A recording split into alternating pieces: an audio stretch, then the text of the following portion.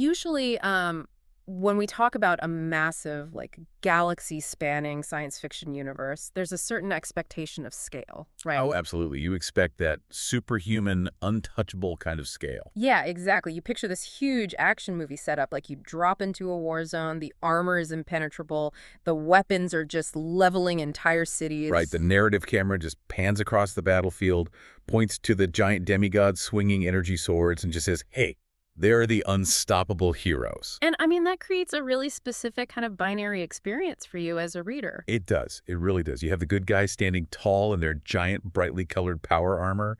And then you have the bad guys swarming as these endless, monstrous alien hordes. Yeah, the morality is entirely color-coded. The violence is super cinematic, and the stakes, while they are high, they feel, I don't know, somewhat detached from actual human reality. Because we like our escapism to be bold. We like it to be loudly categorized. We do. We want the lines drawn clearly in the sand. But then you step into the specific corner of the universe we are exploring in today's deep dive, and suddenly that epic wide-angle lens is just completely shattered. Right, because we are not looking at demigods here. No, not at all. We're looking at a narrative landscape that is murky, it's paranoid, and honestly, it's just down in the dirt. It's a massive subversion. It really is. You take this over-the-top, crank to 11 superhero universe, and you suddenly drop the listener, you, right now, listening to this, into a gritty, first-person noir detective story. Set right in its shadowy back alleys. No capes, no invincible armor. Just a guy with a badge, a gun, and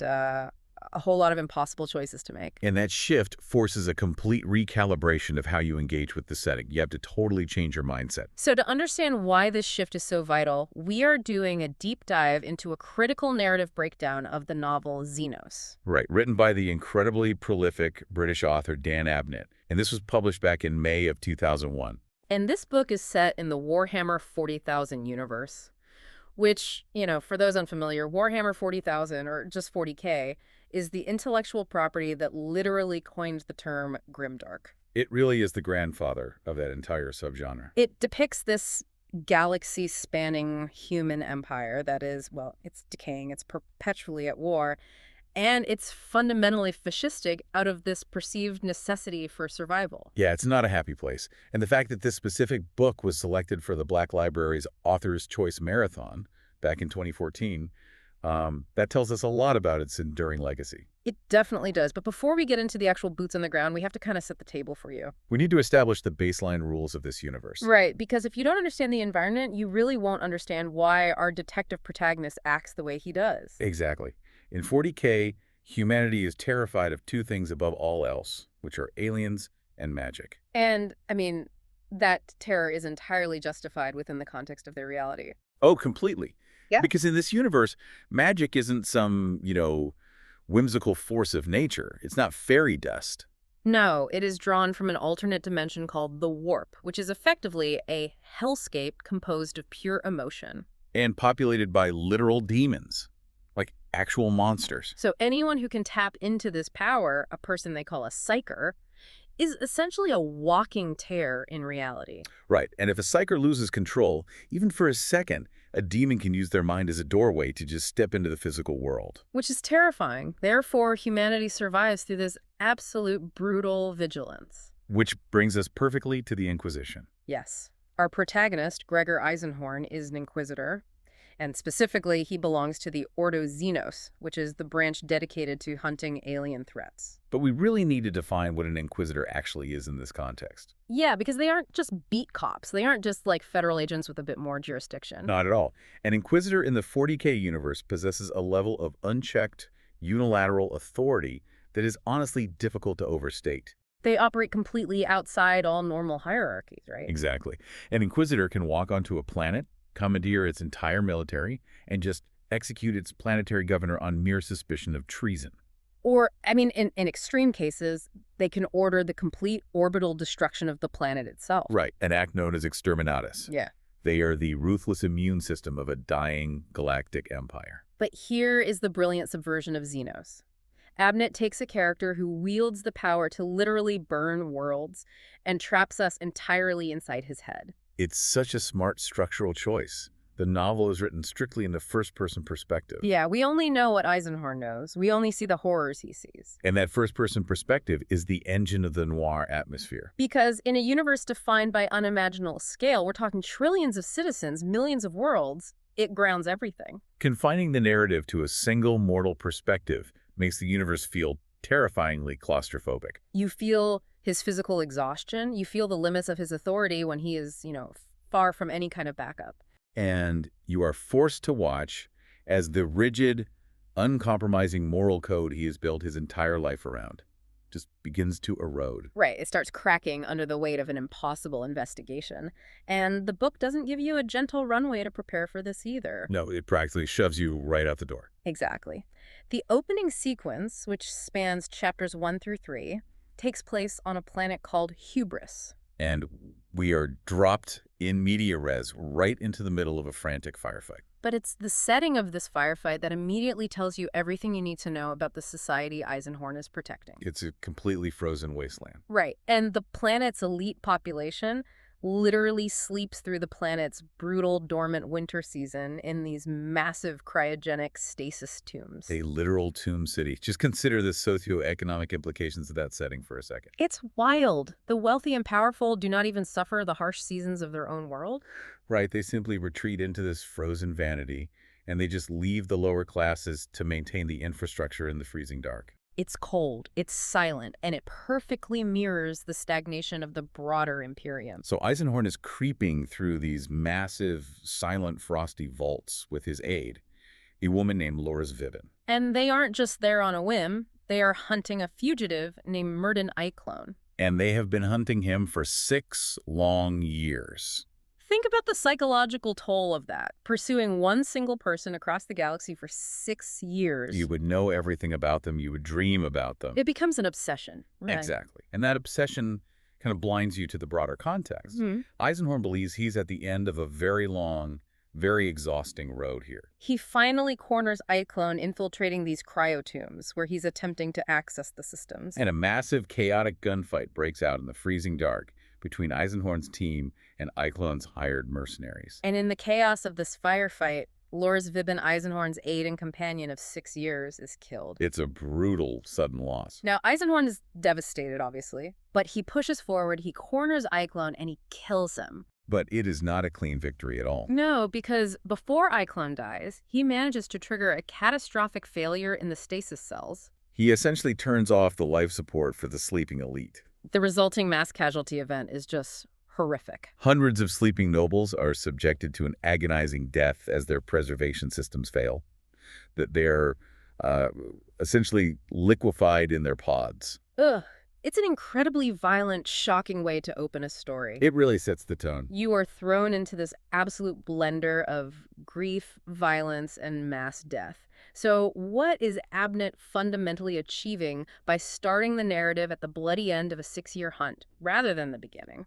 Well, our sources highlight that it is a masterclass in establishing character duality and raising the narrative stakes simultaneously. Let's look at that character duality first. Sure. On the surface, Eisenhorn is an Inquisitor. He is supposed to be totally above human frailty, right? A cold instrument of the Emperor's will. Yeah, a faceless agent of the law. Yet, the sudden death of Vibben shatters that facade internally. The text heavily emphasizes his deep emotional vulnerability and his profound grief. It communicates to the reader that beneath the grim exterior and the shiny badge, there is a very human, very mortal heart beating there. Exactly. He is capable of love, and therefore he's capable of being broken. He isn't a genetically engineered sociopath. He's a man who just lost his closest friend, and he has to compartmentalize that trauma immediately because the job isn't done. Which leads right into the second achievement of this opening, shifting the moral landscape. Right, because the mass murder of those hundreds of nobles proves that Murden Eiklone was not just some petty criminal trying to find a hiding spot. No, he didn't accidentally blow up the cryotubes to create a distraction. He deliberately targeted the planet's elite to achieve a massive catastrophic goal. He had a higher purpose. The realization hits Eisenhorn and you, the reader, that you didn't just catch a fugitive. You just stumbled over the tripwire or something much, much bigger. It's like, imagine a local beat cop pulling over a speeding car, looking in the trunk and finding stolen nuclear launch codes. That is a perfect analogy. You think you're pulling a weed, and you end up uprooting the entire garden. You realize the roots go all the way down to the foundation of the house? That analogy perfectly captures the escalating dread of this section.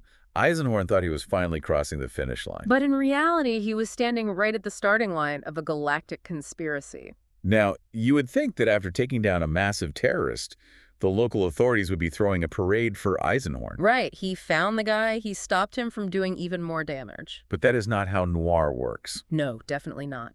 The local Regency government of hubris looks at the hundreds of dead aristocrats, they look at the out-of-town detective standing in the rubble, and they blame him. They actually go so far as to arrest an Inquisitor. Which is wild. It immediately strips away his perceived invulnerability. Yes, he has limitless authority on paper, but practically.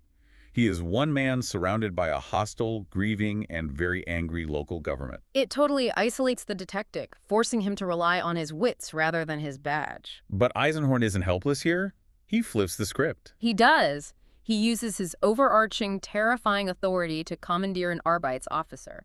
And we should quickly explain the Arbeits. They aren't exactly the neighborhood watch. No, think of them as heavily militarized, Judge Dredd-style enforcers of imperial law. They are brutal.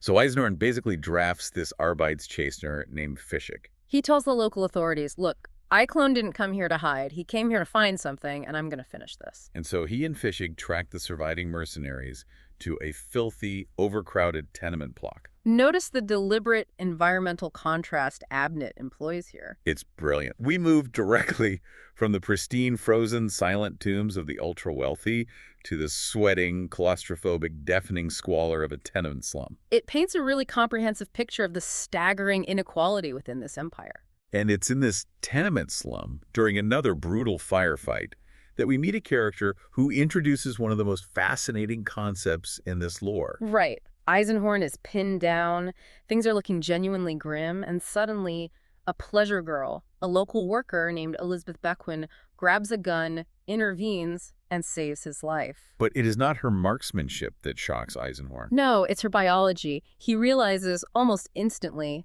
that she is a pariah. This is a concept entirely unique to the 40K universe, and it requires a bit of unpacking to really understand its significance. Yeah, let's break that down. As we discussed earlier, a psyker is someone with a bright presence in the warp, like a bonfire. And a normal human has a tiny presence, right? Like a candle. Exactly. A pariah, however, or what they call a blank, has absolutely no presence in the warp whatsoever. They are a biological void, a spiritual black hole. They literally cancel out magic. Yeah. If a psyker tries to throw a fireball at them, the energy just fizzles right out of existence. It's wild. So Eisenhorn immediately recruits her into his retinue, his team of agents. He recognizes her value immediately. But I want to pause here and look at her from a literary perspective for a second. Okay, let's do it. Because if I'm writing a sci-fi story about wizards and demons, and I invent a character whose only defining trait is that they just turn off magic, that feels a little cheap, doesn't it? I see where you're going with this. It feels like she's just a walking electromagnetic pulse. Isn't she just a human shield for the detective to hide behind when the plot gets too supernatural? Your hesitation there actually mirrors a very common critical consensus from the sources. Really? So I'm not alone in thinking that. Not at all. The literary analysis of Xenos frequently points out that Elizabeth Bequin functions primarily as a powerful plot device, particularly in her early appearances. Because her null abilities are mechanically necessary for Eisenhorn to survive the encounters that follow. Exactly. Without her, the Inquisitor simply dies in Chapter 10.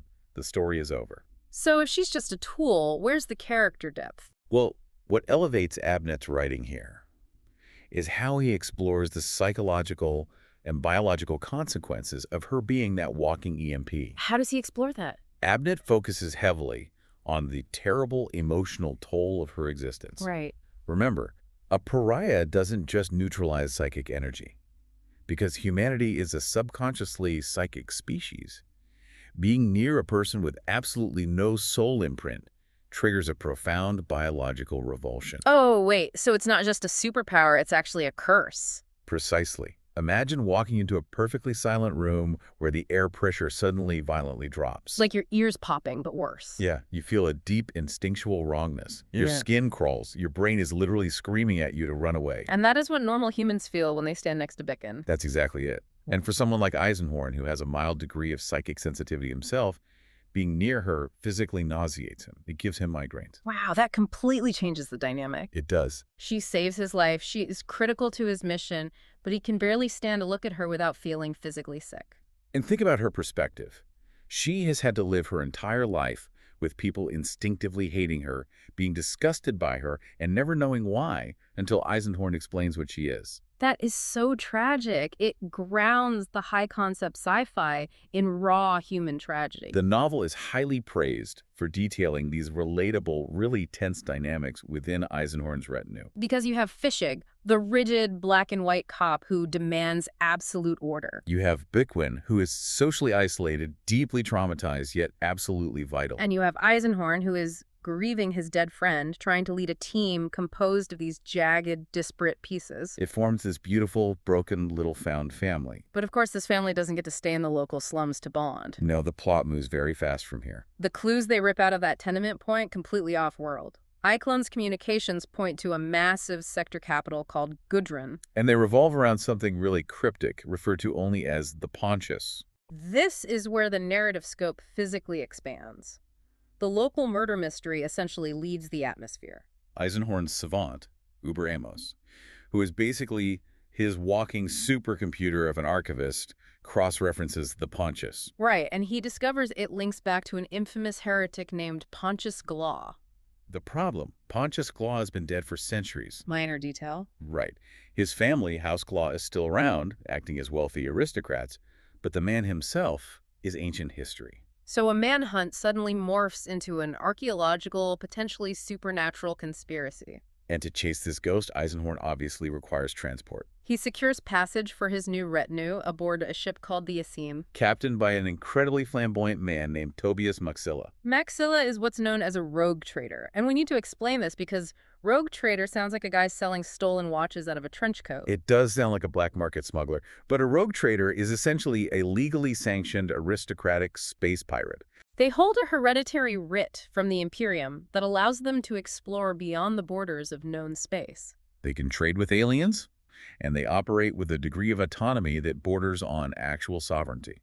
Maxilla is wealthy beyond comprehension. He is heavily augmented with cybernetics, and he pilots a ship that is essentially a flying palace. So they're definitely traveling in style. But the journey to Gudrun is violently interrupted. Out in the deep freezing void of space, the Essene is intercepted.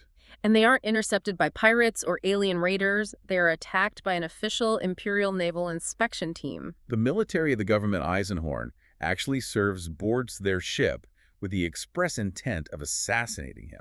The attack by the Naval Inspection Team is the massive pivot point of the entire novel. It really is. Yeah. Up until this exact moment, Eisenhorn and the reader could rationalize this whole thing as a localized, albeit very well-funded, criminal enterprise. Yeah, like some wealthy cultists trying to dig up a dead heretic. But when the Navy shows up to kill the police, It proves the rot has reached the highest levels.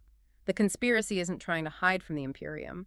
The conspiracy has infiltrated the Imperium. the institutional safety net that Eisenhorn has relied on his entire life is suddenly ripped completely away. He is an Inquisitor, but out here in the void of space, hunted by his own military, his badge is completely meaningless. He is incredibly vulnerable. I want to dwell on the claustrophobia of that realization for a second. Oh, it's intense. You are in a metal tube, surrounded by an infinite vacuum. And the people who are explicitly supposed to protect you are currently cutting through the airlock to murder you, all to protect a dead man's legacy. It's terrifying. This sequence also cements Tobias Maxilla's role in the narrative, though. He isn't just a taxi driver. No.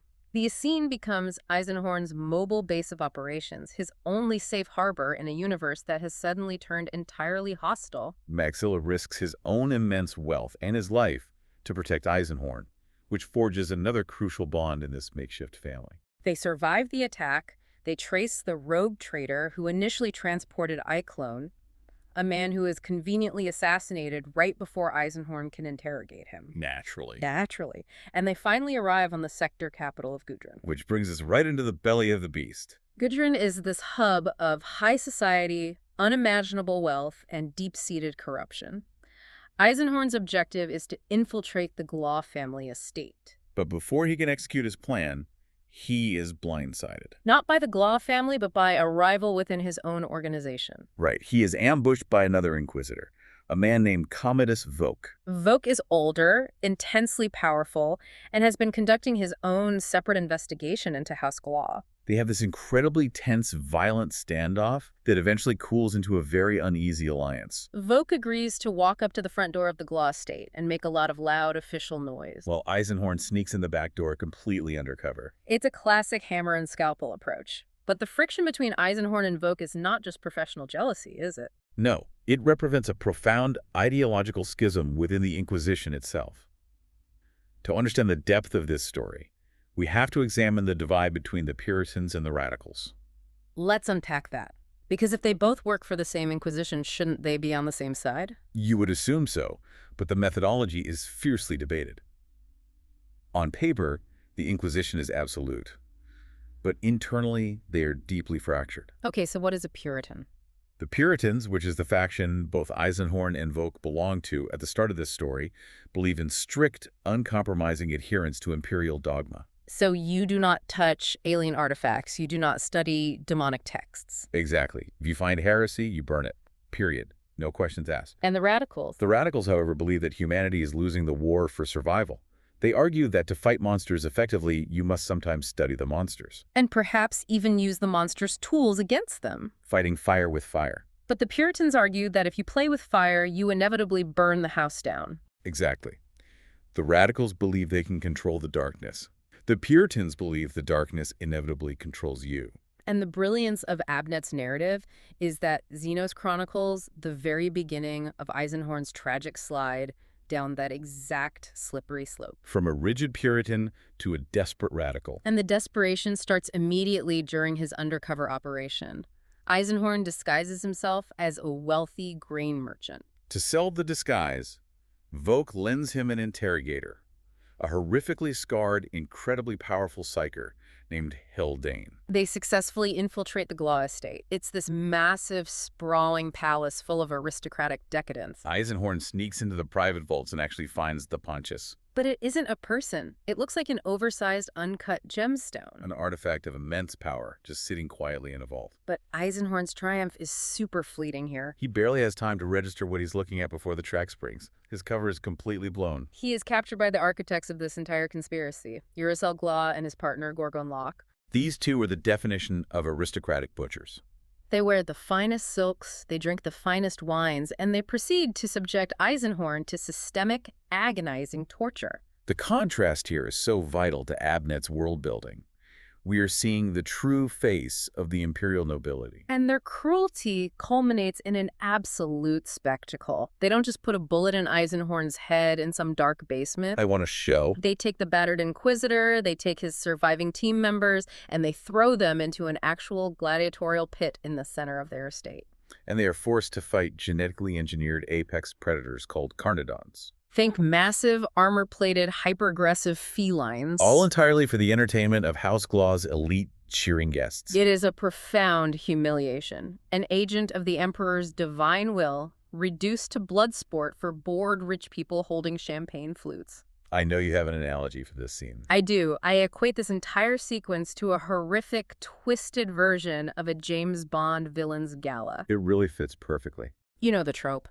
Bond puts on the tuxedo. He infiltrates the high society party, he flirts at the baccarat table, and then suddenly he's strapped to a laser table while the villain monologues. Except here, the laser table is a pit full of genetically engineered lions. And the guests aren't just watching, they're actively cheering for the lions. The Bond analogy captures the blend of high society elegance with that visceral, pulpy danger so well. But it also exposes a society that is fundamentally, structurally sick. Right. The people who rule this sector, the people who command billions of lives, are throwing law enforcement officers to beasts for an evening's entertainment. It illustrates that morality in this universe is an illusion maintained solely by power and violence. So how does the battered detective survive the laser table? He improvises with terrifying ruthlessness. Haldane, the psyker, is bleeding out in the pit. But Eisenhorn manages to use his own limited psychic ability to trigger a distraction. And he manages to release one of the massive Carnodons out of the pit and into the crowd of spectators. He literally weaponizes the aristocracy's hubris against them. Total bloody chaos ensues. The elite guests are screaming and being mauled. And in the middle of this absolute carnage, a gun cutter, which is a heavily armed transport ship, bursts right through the glass roof of the arena. It's piloted by Midas Betancourt, Eisenhorn's pilot, who had stayed hidden during the infiltration. He extracts the team. Simultaneously, Inquisitor Voke arrives with an army of stormtroopers, and they massacre the household guard. The House Glaw estate is reduced to burning rubble. It is a flashy cinematic rescue. The literary analysis specifically notes that sequences like the Carnodon pit demonstrate Abnett's unparalleled talent for writing amazing set pieces. The pacing is frantic, the violence is visceral, and the visual imagery is just unforgettable. It feels like a massive victory. But when the dust settles, it isn't a clean win at all. Far from it. It is a significant operational failure disguised as a heroic rescue. This is a classic beat in the noir detective arc. Yes, the hero survives the beating, and yes, the criminal's hideout is destroyed. But he has lost the element of surprise. And crucially, Urisil Glaw and Gorgon Locke, the masterminds, use the chaos to escape completely off-world. The bad guys got away. And the chase to catch them pulls Eisenhorn out of the realm of human corruption and dumps him into some genuinely mind-bending, hard sci-fi territory. The trail leads to a frontier world called Damask. This is the edge of the map. And this is where the true existential threat of the novel is finally unmasked. The genre shifts gears rapidly here. We move from a cynical detective story straight into cosmic horror. On Damask, Eisenhorn finds an excavation site, but it's not run by human aristocrats sipping wine. It is being supervised by a traitor space marine. A massive, genetically modified, centuries-old, power-armored warrior named Mandragore Carrion. Belonging to a heretical faction called the Emperor's Children. The absolute boogeyman of the 40K universe finally steps out of the shadows. Exactly, and what are they digging up? They are excavating these strange, eight-sided, asymmetrical tiles created by an ancient alien race known as the Ceruthi. Now, Eisenhorn is completely outmatched here. He is a tough guy with a gun, but he is facing a walking tank that moves with terrifying speed. To survive the encounter, he uses a desperate, incredibly risky trick. He parleys with the monster. He actually offers to trade the Pontius for his life. But in doing so, he reveals what the artifact actually is. It's not a gemstone. It is a crystallized psi memory. It contains the actual, living, conscious mind of the dead heretic, Pontius Glaw. It is a digital ghost trapped in a crystal prison, the ultimate prize for a chaos cult. Right. But I want to zero in on the sudden appearance of Mandragore Carrion. Let me play devil's advocate for a second and push back on this narrative choice. Okay, let's hear it. The whole pitch for this book, the reason critics say it's so celebrated, is that it focuses on a human perspective, actively shifting the camera away from the superhuman space marines. Yes, that's the core premise. Doesn't dropping a 9-foot-tall chaos space marine into the third act completely undermine that? Doesn't it just revert to a generic action movie? It is a very valid critique to raise, and one that readers often debate. It feels like a cheat code. I get that. However, the analytical consensus suggests that the inclusion of Mandragore achieves the exact opposite effect. Bringing in one Chaos Space Marine doesn't undermine the fragile human element. No, it dramatically and terrifyingly reinforces it through sheer contrast. How does that work? Just by showing how weak Eisenhorn is in comparison. Precisely. In a typical 40K novel where a Space Marine is the protagonist, fighting another Space Marine is just a fistfight between peers. It's an action sequence. Right. But when a mortal human detective, already battered and exhausted, encounters a Chaos Space Marine, it is not a fight. It is an execution waiting to happen. It is like a man armed with a pocket knife encountering a hurricane. That's a great way to put it. It dramatically spikes the tension. It emphasizes Eisenhorn's immense vulnerability. He cannot punch his way out of this situation. He has to think, he has to negotiate with pure evil, and he has to compromise his morals by trading the soul crystal just to survive the conversation. Okay, that makes perfect sense. It frames the Space Marine not as a rival soldier, but as a force of nature. Almost like a slasher movie monster that you can only run from. Exactly. But Mandragore isn't even the most terrifying or alien element introduced on Damask. No, the analysis pivots heavily here to the creators of those eight-sided tiles, the Ceruthi. This is where Abnett leans heavily into hard SF or hard science fiction, exploring concepts of theoretical physics and geometry. The eight-sided tiles, they aren't just floor tiles, are they? No, they are architectural building blocks for environments that completely defy human comprehension. In many mainstream sci-fi settings, aliens are essentially just humans with forehead ridges or green skin. They think like us, they build like us. But the Ceruthi are a genuinely alien, fundamentally incomprehensible race. The text specifically notes that their environments referred to as tetrascapes are custom-made four-dimensional constructs. And this geometry actively, violently clashes with three-dimensional human spatial awareness. So listeners, I want you to try and visualize this because it's a brilliant piece of writing. Imagine trying to navigate a room or walk across a landscape where the literal laws of physics and geometry are actively hostile to your brain. You look at a corner, and your brain cannot process the angles. They don't add up to 360 degrees. You take a step forward, and your spatial logic tells you that you've just moved sideways and upside down simultaneously. It induces severe vertigo. It makes the characters physically ill just to look at it. It's not just a scary monster jumping out of a closet. The environment itself is a weapon of cognitive dissonance. It is an absolute masterclass in world building. Abnett makes the alien truly alien. The horror isn't just the physical danger of being shot, it's the realization that the universe is vast, bizarre, and utterly indifferent to human logic. It is the environment screaming at the characters, "You do not belong here, and your mind is too small to understand this." And Eisenhorn has to willingly walk directly into that incomprehensible environment to finish the mission. The trail of the Ceruthi tiles leads them to a dying star system, KCX 1288. And the entire climax of the novel takes place inside one of these massive, eerie, green-lit Ceruthi tetrascapes. The belly of the beast, an arena where human logic holds absolutely no sway. Eisenhorn and his surviving ragged team enter this tetrascape. The imagery is haunting. There is this unsettling, eerie stillness of green light everywhere. The physics are completely broken. They actually managed to ally with a small group of loyalist Imperial soldiers who had been betrayed by their corrupted commanders and left for dead in this alien hellscape. A small glimmer of loyalty in an ocean of treason. But Eisenhorn's reaction to this treason is really telling. It really is. The actions Eisenhorn takes here are brutal and devoid of any due process. When they capture the traitor captain, Estrom, Eisenhorn doesn't arrest him. He doesn't read him his rights or prepare him for a tribunal. He simply executes him. Just a cold, summary execution right in the green dirt. And then comes the final confrontation.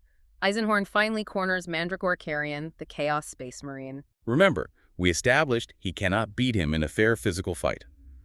So, Eisenhorn uses a trick. A profoundly dangerous, deeply heretical trick. He tricks the demon-possessed Marine into physically catching an object he throws at him. And that object is the Necrotuch. The sources describe the Necrotuch as an abominable text of power. Now, when Mandragore catches it, the sheer, overwhelming, corrupting power of the book paralyzes the demon inside him just long enough. Eisenhorn seizes that fraction of a second, charges in, beheads the paralyzed Space Marine with his power sword, and then destroys the book. A victory, undoubtedly. The threat is neutralized. But we really must examine the anatomy of that victory closely. The critical analysis has a very specific, poignant phrase for this moment. They highlight that Eisenhorn's Puritan beliefs are showing their first major cracks. I want to explore this. Why is this specific sequence the pivotal thematic moment of the entire novel? Because on paper, he did his job. The bad guy is headless, the evil book is destroyed, the conspiracy is broken. Looks like a solid win for the good guys, right? But it is pivotal because it directly addresses the core philosophical theme of the setting, the nature of heresy. What the analysis breaks down here is the methodology of the victory. Think about what Eisenhorn, a strict, by-the-book Puritan Inquisitor, has actually done over the course of this mission to achieve this outcome.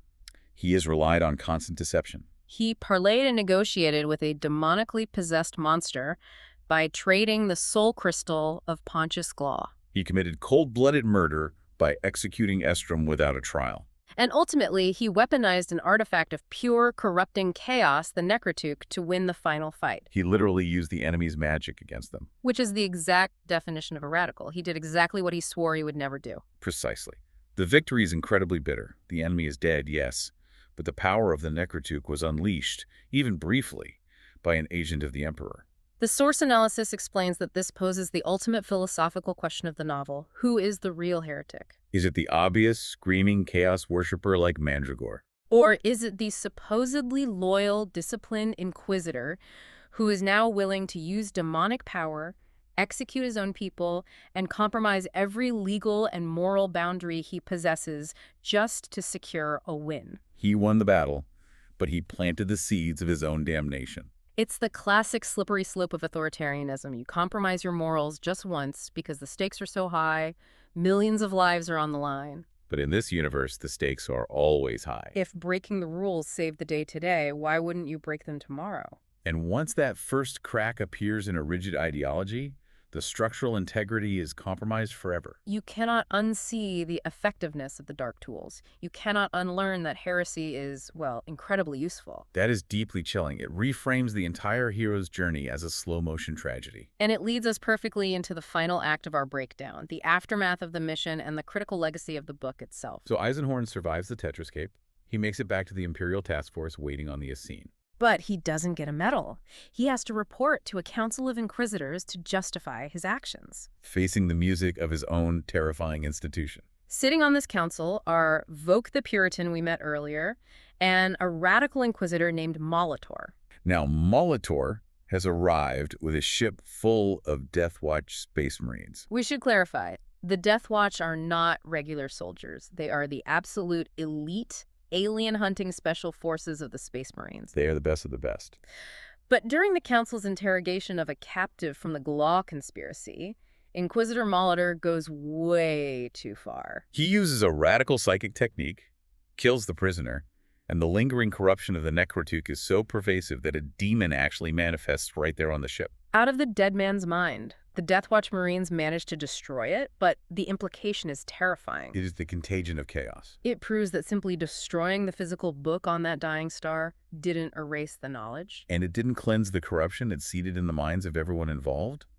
It operates like a spiritual virus. Exactly. So the Inquisition, seeing a demon manifest in their own boardroom, decides that they cannot take any chances. A massive apocalyptic mandate is issued to purge the Saruthi homeworld entirely, a planet designated 56 Izars. They believe there might be another copy of the Necrotuk hidden in the alien cities. And I want you to listen to the sheer, mind-numbing scale of the military response they mobilize to find one book. They deploy 120,000 light infantry soldiers, 60 elite Death Watch Space Marines, and 5 complete inquisitorial assault units. Just an unimaginable sky-darkening armada. An apocalyptic deployment. It represents the blunt, traumatic force of the Imperium. But the ultimate tragedy, the dark punchline of the whole book, is what happens when they actually get there. When Eisenhorn and this massive strike force finally fight their way to the heart of the Saruthi edifice, they find they didn't even need to come. The Saruthi slave caste has gone mad from the corruption of the book and turned on their masters. The alien society has already collapsed, eaten alive from the inside by the weight of the evil text. This sequence perfectly embodies the philosophical core of the 40K setting. The analysis synthesizes this as the absolute distillation of grimdark philosophy. Think about the grim arithmetic of human life being calculated here. An entire world is glassed, an entire alien species is driven to extinction, and potentially hundreds of thousands of human soldiers are mobilized and likely sacrificed in the brutal ground war just to ensure a single copy of a book is destroyed. The scale is just numbing. Individual human life has zero value. It highlights the theme of the cost of duty. This is a classic noir tragedy amplified to a terrifying galactic scale. The man, Gregor Eisenhorn, is entirely consumed by the mission. He has sacrificed his friends, he has sacrificed his physical safety, he has been tortured, and most importantly, he has sacrificed the absolute purity of his soul. And for what? To be a tiny, ultimately insignificant cog in a bureaucratic machine that solves its problems by annihilating entire planets. It is the perfect, heartbreaking setup for his eventual total fall from grace in the sequel, Malleus. It leaves you feeling the immense weight of that inquisitorial rosette he carries. It's not a badge of honor, it's a millstone around his neck. But let's zoom out for a second and look at the book itself as a piece of literature. Because the sources note that while Xenos is beloved and foundational to the lore, It is not without its critics. Let's banter about this legacy a bit, because no book is perfect. It's important to acknowledge the dissenting opinions to understand the text's place in the broader literary canon. Definitely.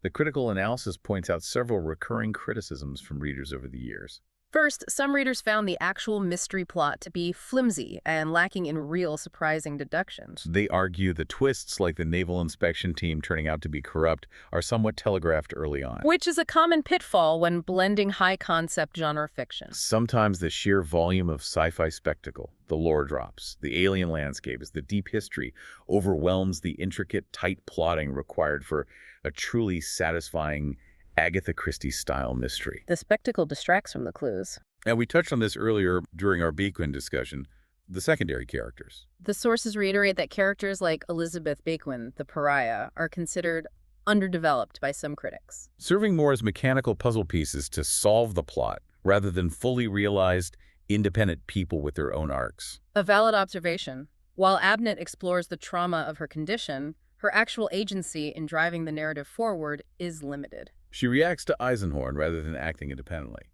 But what about the mechanics of the prose itself? That's the third major critique. Some readers describe Abnett's prose in this specific early novel as bland, with a noticeable lack of flow. They feel the sentence-by-sentence writing can be utilitarian and doesn't always match the grandiosity or the horror of the ideas he's presenting. So if we look at those critiques, flimsy plotting, utilitarian prose, underbaked side characters, how does the analysis balance those against the book's enduring massive popularity? Because despite these flaws, it is enduringly popular. They balance it by pointing right back to why it was chosen for that author's choice marathon. Despite any clunky prose or pacing issues, Xenos is universally considered the definitive entry point into the massive, intimidating Warhammer 40,000 universe. Why? Because the set pieces like the desperate fight in the Carnodon pit or the nausea-inducing 4D Tetrascape are visually spectacular and incredibly memorable. Because Gregor Eisenhorn, with all his flaws, his grief over Vibin, and his emotional vulnerability, provides a relatable, sympathetic human anchor in a universe otherwise populated by plastic toys and unfeeling supermen. And because taking a gritty, cynical noir detective format and crashing it head-on into bizarre, hard sci-fi concepts was, at the time, incredibly fresh and daring. It provided a necessary grounding for the franchise. It gave readers a human-sized door to walk through, a character whose boots they could stand in, before pulling back the curtain and showing them the horrifying, infinite expanse of the Grimdark galaxy. That is the perfect way to summarize it, a human-sized door. We've journeyed from a frozen, agonizingly silent cryotomb on the planet Hubris, navigated the deeply corrupt aristocratic salons of Gudrun, and plunged headfirst into a mind-bending, four-dimensional alien landscape that actively hates human logic. And through it all, it was the exploration of one man's shifting morality, one detective's fraying, desperate code that grounded a universe of unimaginable scale. It is a testament to the power of perspective in storytelling. You don't need to show the whole war to explain the horror of it. You just need to show the toll it takes on one man's soul. You really do. So as we wrap up this deep dive, we want to leave you with a final thought to mull over. Something to take with you as you navigate your own narratives. Think about the insidious nature of compromise. When you are faced with an overwhelming existential threat, something that could end your world, your career, or your family, at what point do the dark tools you use to fight that threat turn you into the exact thing you are trying to destroy? If a hero has to break their own fundamental moral code just to save the world, did the villains actually win? That is a haunting question. And it brings us right back to that idea of pulling a weed and uprooting the garden. You want the morality to be clean. You want the good guys in shining armor and the bad guys in the shadows. But sometimes you look closely at the hero, and all you see are the shadows he's chosen to hide in. Thank you so much for joining us on this deep dive. Keep asking questions, keep looking past the armor, and keep examining the narratives you encounter. We'll see you next time.